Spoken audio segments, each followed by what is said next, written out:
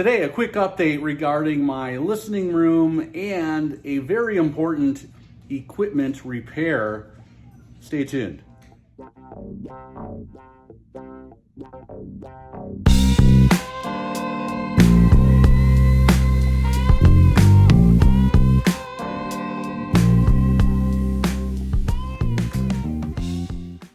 Hey, it's Tim with the University of Vinyl.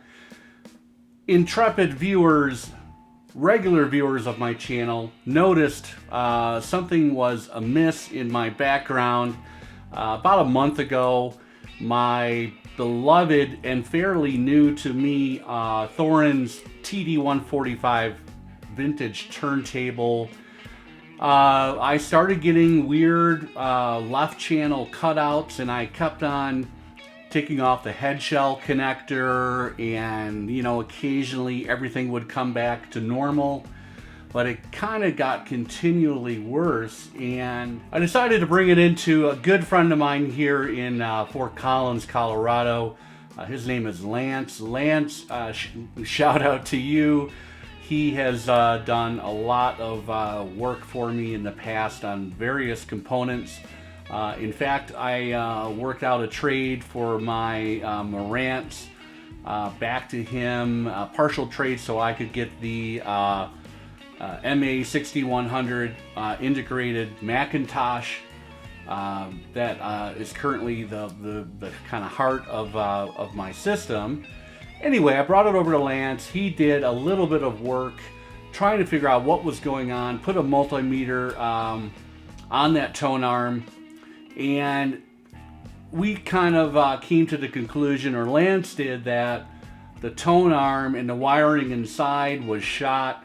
There was some corrosion and some other issues. So what we ended up doing, we actually found some new old stock, so dead stock.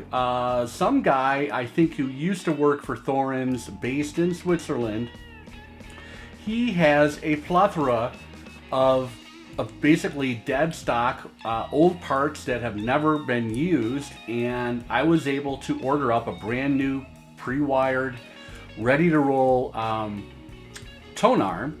And now the crazy thing is about this, I thought I was going to be out of luck for most of the summer, because getting stuff shipped over from Europe or the UK these days to the US is a crapshoot.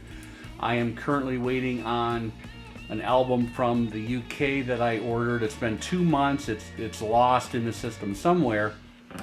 Anyway, good news.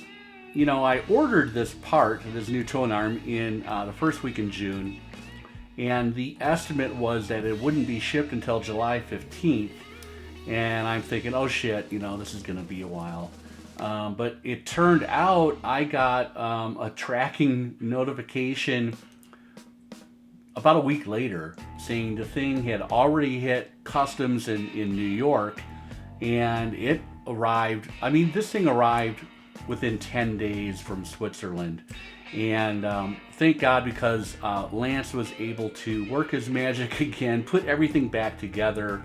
I also had an issue with the TD145 has got the cool auto stop and tone arm lift at the end of the record, so you don't have to worry about your stylus dragging on that inner groove forever. So that was definitely a nice thing. That was fixed as well by Lance. Lance is a co-founder of a group called the Vinyl Herd, HEARD. They have a Facebook group. They've got an Instagram page. They kind of started out here locally, although I think there's people following them nationwide now. They also have a cool YouTube channel I'm going to link to. But if you are in one of those who gets into trying out multiple cartridges, so this head shell is removable. And if you have a couple, say you have one that's a fancy mono one, or ones that have different sounds, well, every time you put it in there, you're going to have to readjust that weight, so that way it corresponds with the cartridge that you're putting on there. We have been threatening to do some kind of a collab video for a couple months now. Trying to work out schedules is easier said than done. Anyway, that is all about Lance, and I am very, very appreciative. This thing is back up and running. This is a look at the actual old tone arm, and the bill from the guy in Switzerland. Anyway, if any of you guys have got Thorens tables, the 160s, the 145s, check out on eBay. You might be able to get brand new parts if you need them. So just wanted to kind of throw that out there. The other interesting thing here, I recently decided to do a little bit of treatment in this room. I've talked about my room before. It's an extra bedroom in my house. It's not ideal. It's about 15 by 15. But I was even, recording these videos. I've got an overhead mic here, a little boom mic, and I was getting kind of reverb and kind of boomy, pitchy stuff happening. And I do have too large of speakers for this room. It is what it is. Nothing's perfect. I've got my beloved Boston Acoustics A200s. These are circa probably 1990. I just love them though, and I'm not getting rid of them. Anyway, so I found this company online, ATS Acoustics. Everything is made and assembled in the United States, which is nice. And a very, very quick turnaround. They shipped everything via FedEx. I just picked up two different absorption panels, basically, and put them on the walls, kind of in a pattern where you think things are going to be bouncing off from one wall to the other. In a perfect world, maybe I'll get some more for the back wall, maybe something on the ceiling, but I don't want to go too crazy.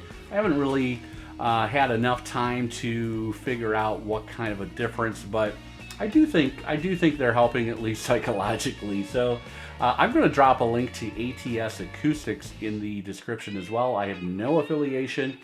All I can say is that they're very reasonably priced, and they ship quickly. So really happy about that. But hey, the Thorens is back in the listening room, and thank God I do have a very nice secondary table that I have set up in the living room. Typically, brought that in. It's a Sansui direct drive, kind of a rare model.